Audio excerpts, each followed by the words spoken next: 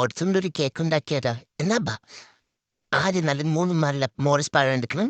അത്രയും എത്ര ഒഴിച്ചു കൊടുത്തിട്ട് നല്ല രീതിക്ക് മാഷ് ചെയ്ത് കൊടുക്കണം. ഓക്കെ.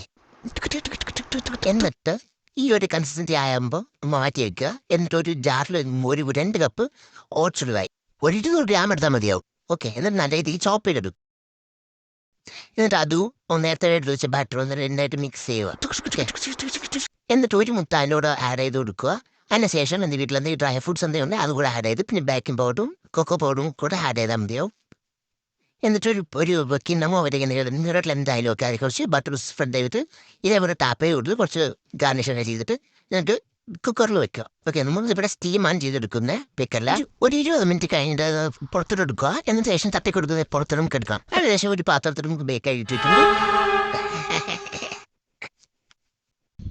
നമുക്ക് തെറ്റിപ്പോയി അതൊന്ന് വീണ്ടും നമുക്ക് തട്ടത്തൊക്കെ ആക്കിയിട്ട് വീണ്ടും ഷേപ്പ് ആക്കി എടുത്തു. എന്നിട്ട് വീണ്ടും എടുത്ത് നമുക്ക് ഇതിൻ്റെ മേലിൽ കൂടെ കുറച്ച് ഹണിയും കൂടെ ഒഴിച്ചു കൊടുത്തു.